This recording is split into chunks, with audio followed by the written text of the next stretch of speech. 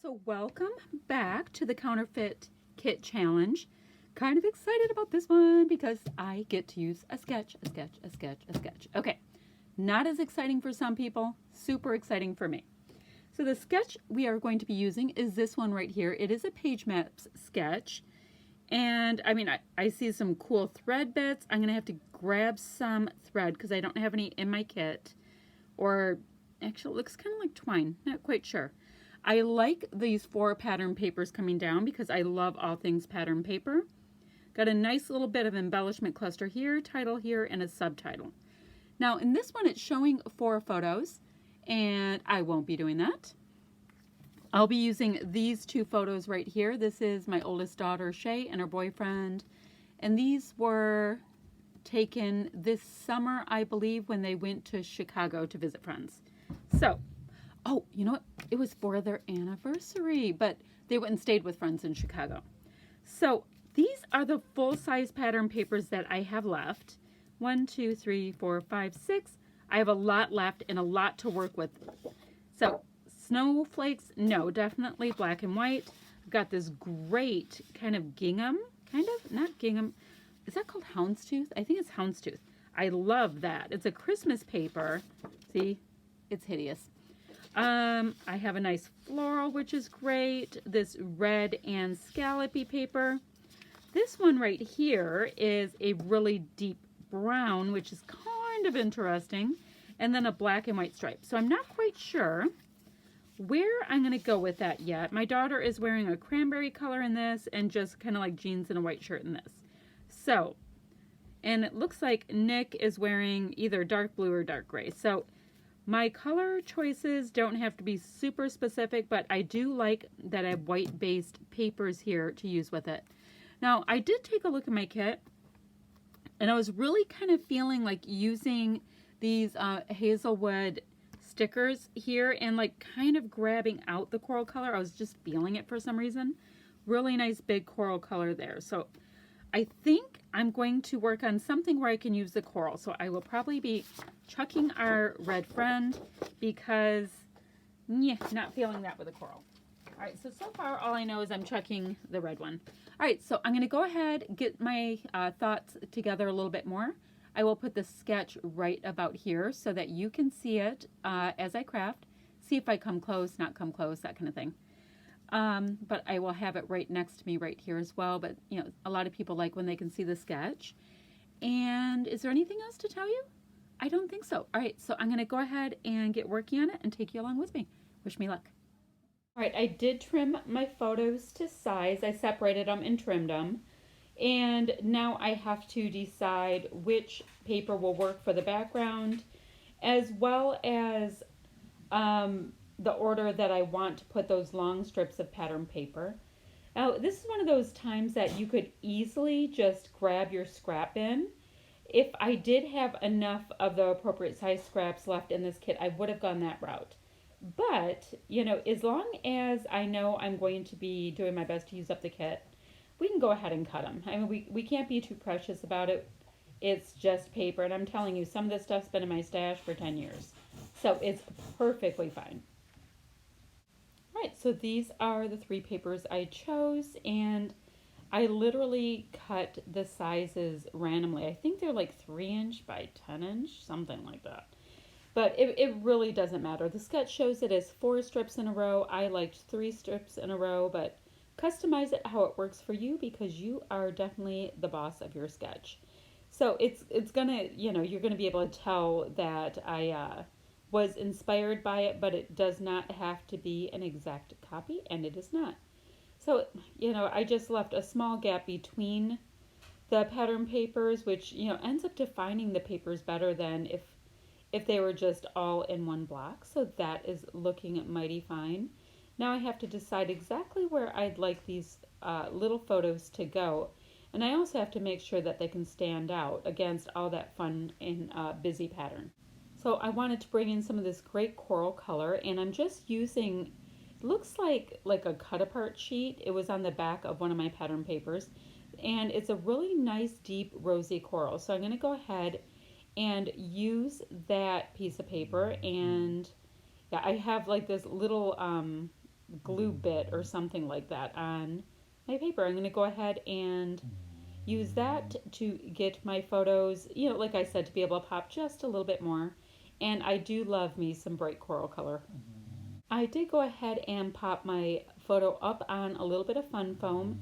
It's going to be able to add just that little bit of shadow and make it be like the thing that your eye really goes toward.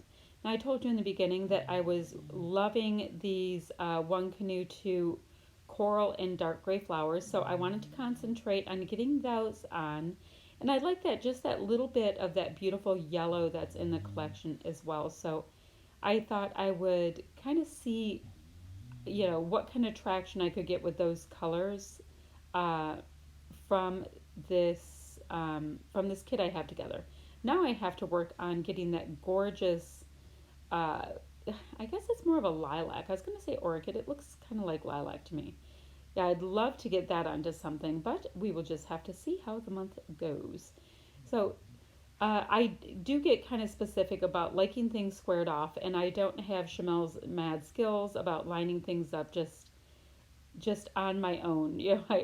I just don't do that great of a job with it. So this coral color tag is going to have quite a prominent place on this layout, but it is gorgeous, and the fact that it is tone on tone, with some of the other elements in this kit makes it so that it I guess isn't as much of a focus. I went into my color drawer just now and grabbed just a couple of, or it looks like three black washi tape.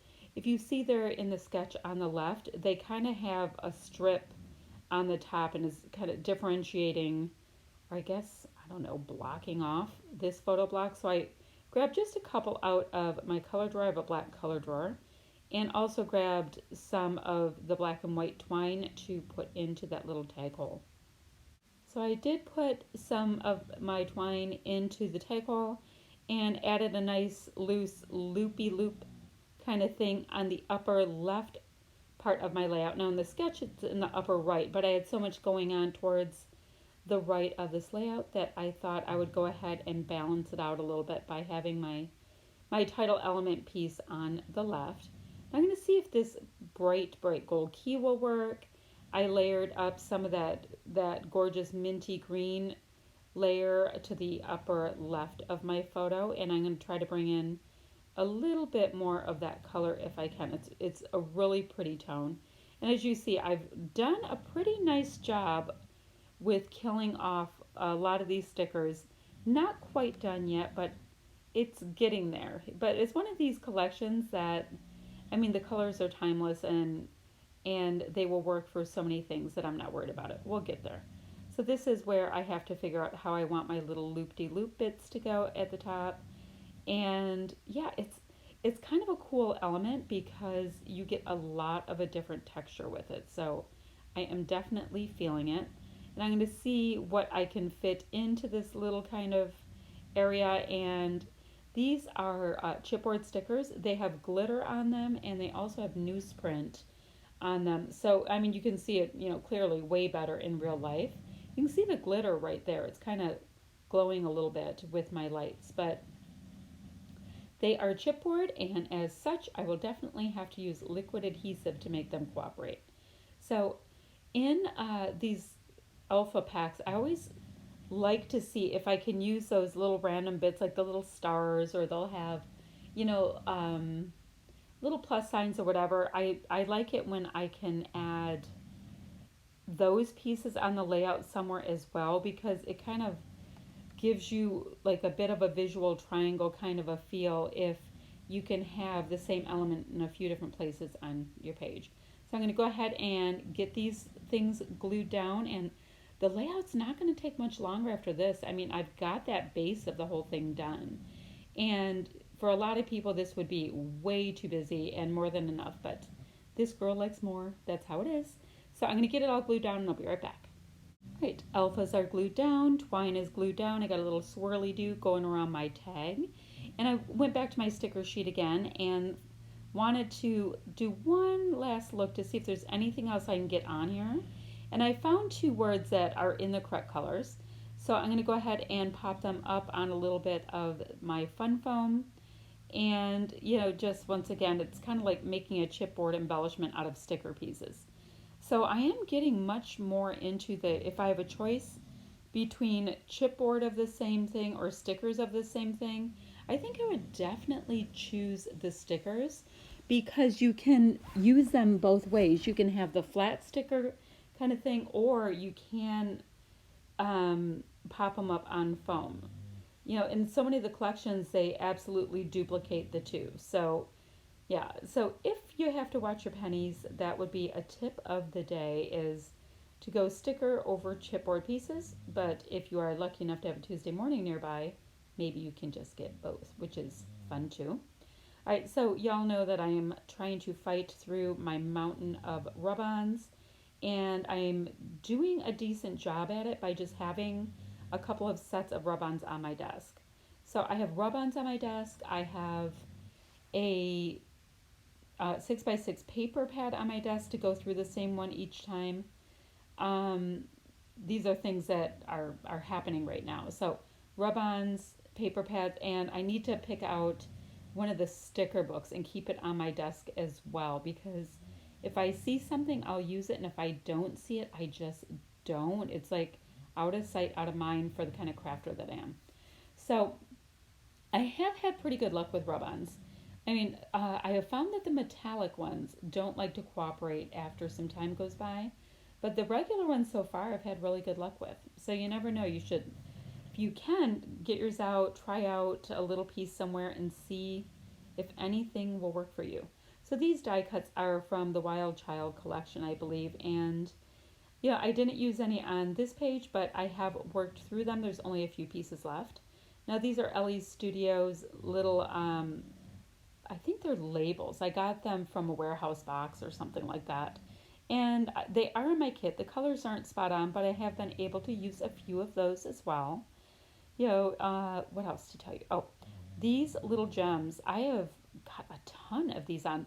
The ones I'm using right now are by We Are Memory Keepers. We Are Memory Keepers, yes. And they're just from Tuesday morning and got them a little while ago, but they add so much to your layout with that little bit of sparkly fun stuff. Checking to see if there's anything from Freezin' Season that works.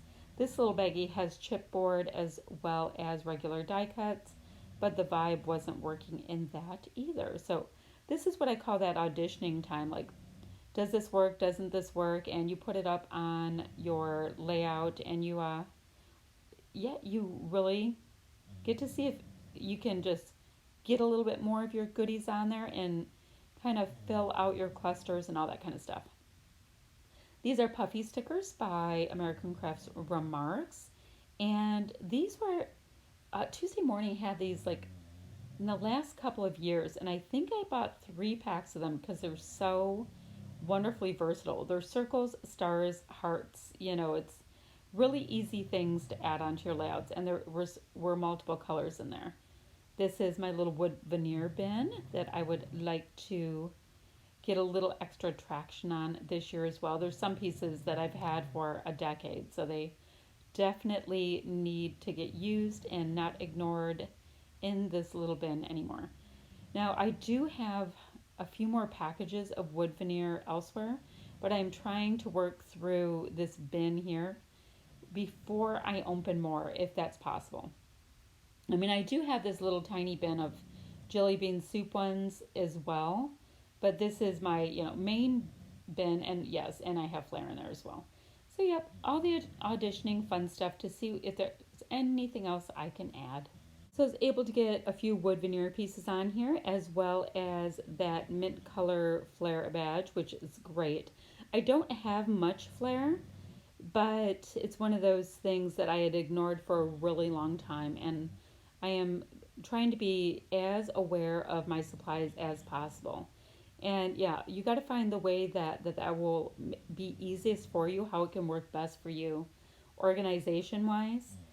Some people, have these beautiful binders and they can see everything that they have, and yeah, some people actually remember what they have, but yeah, I'm a visual girl. I just have to do it by having it right in my face, it seems. So yeah, and I have like a list in front of my desk reminding me of the goodies that I am trying to work through as well. So this is my handy dandy little mixed media pizza box, which is great for collecting most of the extra mist and liquidy stuff that I do on my layouts. Now, sometimes things get on my desk, but my desk is made out of this really tough. It's a gray. Oh gosh, what is that called? It's not linoleum. Hmm. Anywho, very hard gray plastic, back from the 1940s kind of a desk. All right, there's a close up of my layout. I hope you like what I did today. I had so much fun creating it, and I can't wait to play more with my kit. Bye bye, friends. Thanks so much for watching.